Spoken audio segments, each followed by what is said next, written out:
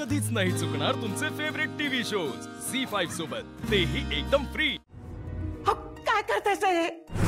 जे खूप आधी करायला हवं होतं ते करतोय मी आई। निघ इथून, निघ। आणि अजिबात तमाशा करायचा नाहीये, मुकाट्यानं चालती हो।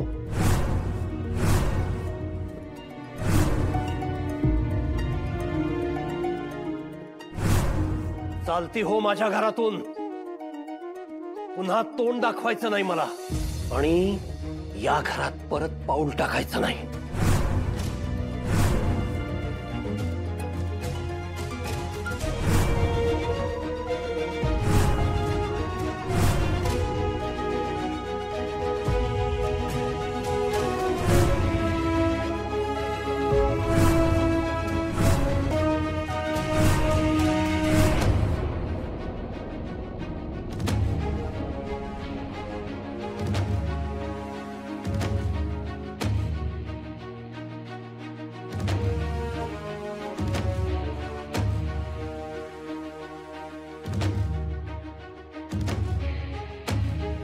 झोपलात पण?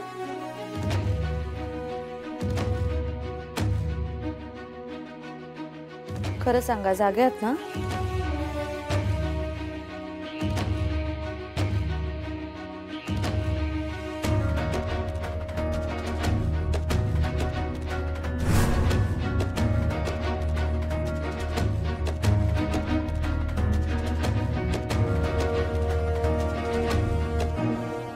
नाराज आहात का माझ्यावर? नाही, काय नाही।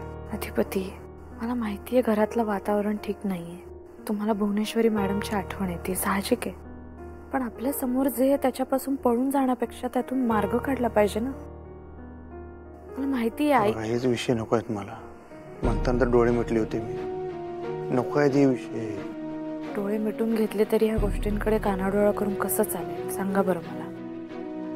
अहो, नात्यात जे तणाव निर्माण झाले ते जर रबरासारखे अजूनच ताणले तर तुटतील हो नाती। कोणीतरी रबर सेल सोडायला हवा ना। मी काय रबर धरलेला नाहीच आहे, मी सोडूनच दिलं, मी हातच लावलेला नाही। तर तुम्हालाच वाटतं हे रबर नातं बी तुम्ही स्वीकारावं? माझी काय चूक आहे त्यामध्ये? घरातलं वातावरण चांगलं राहावं म्हणूनच प्रयत्न करते ना मी काही जबरदस्तीनं तुम्हाला नातं स्वीकारायला नाही सांगत आहे।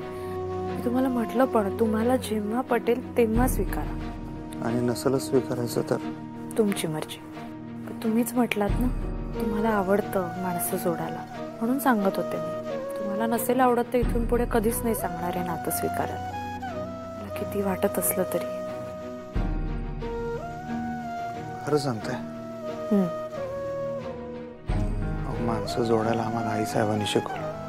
आता ज्या माणसामुळे आम्ही आईसाहेबांपासूनच लांब जाणार असू ते नातं जोडायला मन नाही म्हणतो। सॉरी अधिपती, मला जबरदस्ती नाही करायची तुमच्यावर हे नातं स्वीकारा म्हणून। कारण मला माहिती आहे कुठल्याही नात्यावर जबरदस्ती केली ना की नाते टिकतं न जगतं। आपलं नातं जगेल का? तुम्ही पुढे सोडून तर देणार नाही ना आम्हाला?